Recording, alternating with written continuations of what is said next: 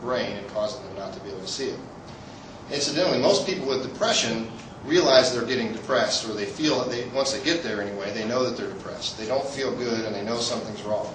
The reason I bring that up is because when you get into mania and hypomania, people don't usually realize that they're getting these states. Okay, they feel pretty good, and to them everything's fine. It's everyone else that's got the problem, not me. So that'll be important when we talk a little bit about treatment, because it's difficult to keep somebody who wants to feel like this on medication, to keep them from feeling like this. Okay? Okay, and let me just show you now real quick another picture. I don't know how well this will show on the camera, but for those of you, and you know what I could do is pass these around. This is called Starry Night Over the Rhone, and I don't know if there's a glare or not, but you see the darkness of this picture? I mean, I just kind of wonder if Van Gogh didn't have some significant depression going on when he painted this picture.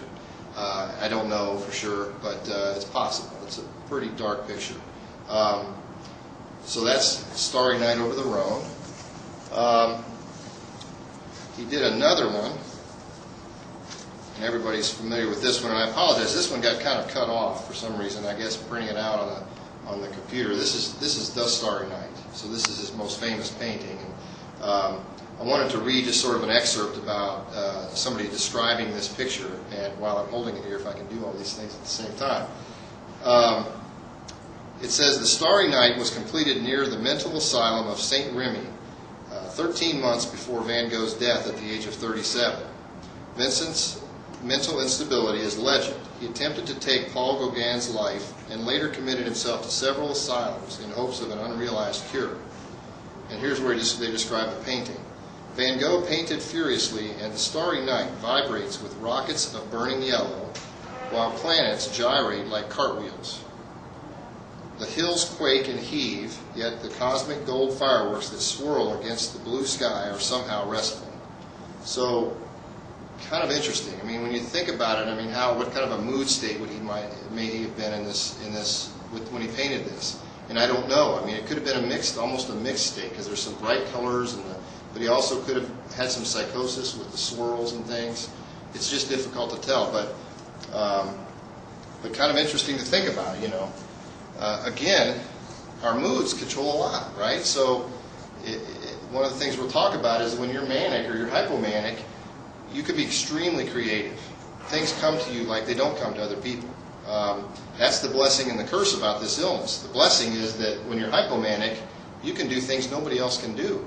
You can think of things that nobody else can think of. You don't need as much sleep and things like that.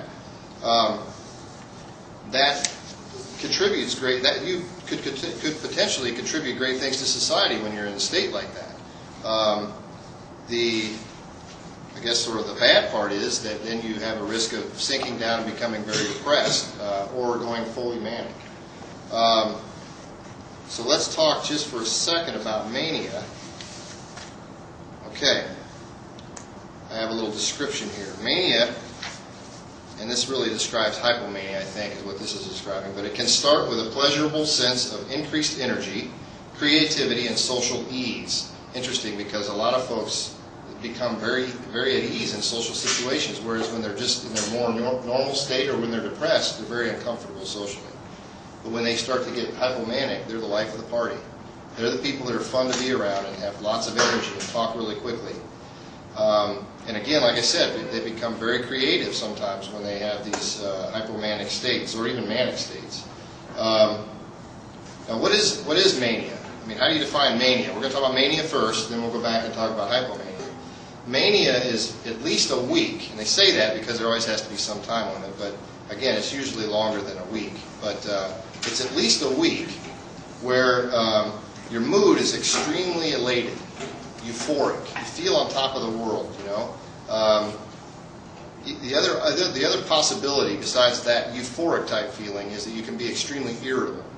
Remember, that was the same as depression too. So, that's an interesting thing. It's sometimes difficult to tell.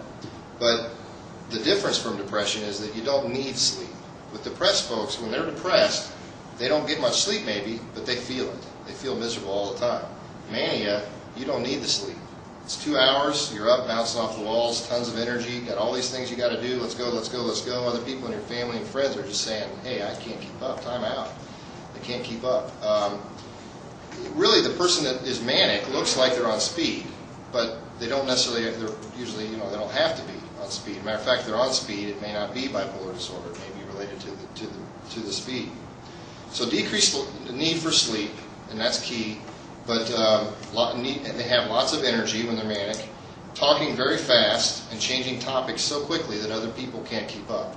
So that's difficult to describe, but has anybody ever seen Robin Williams on a talk show?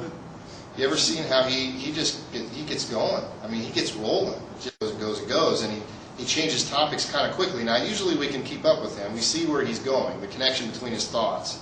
But somebody who's manic, imagine for a second, you can't, I mean, I'm talking about the brain right now, and then all of a sudden I switch and I'm talking about cars, and then I switch and I'm talking about money, and I switch and I'm talking about the weather. It's just quick like that, sudden. And now, as you can imagine, these folks, their thoughts race, and that's kind of how come, that's why they have the changing, we call it flight of ideas, is what we call it. That's a fancy word for it. Basically meaning their ideas are all over the place, and then when they talk, that it shows up that way. They're extremely easy to be distracted.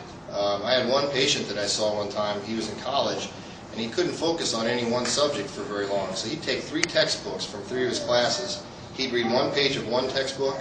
He'd read the 1 page of the next textbook, 1 page of the next textbook, flip all 3 pages, and start over. Start again. So very distracted. It's hard to focus. Stay on one task for very long. And again, these things all have to occur and last for at least a week, okay, all these symptoms I'm talking about. Folks that get manic, they sometimes have an inflated feeling of power, greatness, or importance.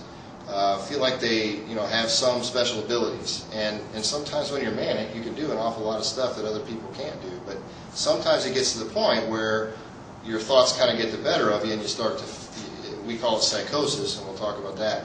The psychosis means you're not thinking in reality. Sometimes what happens is you might think you've got the power to change the world, or you've got the power to, or maybe even you're Jesus Christ, or you're President of the United States, or something like that.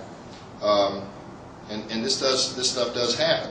Again, we'll get into it in a second, but it only happens with the full-blown mania of type 1 bipolar disorder. It doesn't happen with bipolar type 2 disorder. Other things that happen when somebody's manic, and these are sort of the famous ones that people think about, but it's doing reckless things without really thinking about what could happen. So it could be things like spending lots of money that you don't have, and I don't mean just racking your credit card debt up to $1,000. To give you an example, I had a gentleman who was 60-some years old and was started on a high dose of steroids for cancer. Never had any mood disorder according to his family his whole life, no bipolar disorder or anything. And he got started on these high doses of steroids for this cancer, and within 3 days he was manic. He went out and bought 2 trucks in one day. Now that's the kind of spending I'm talking about. I mean, and as you can imagine, I mean, there wasn't a lot of forethought into that. There wasn't very good judgment. He didn't need 2 trucks. He just felt like he needed them. He felt great. He was on top of the world. Let's go, let's go, let's go. I'm going to go buy these trucks, and there we go.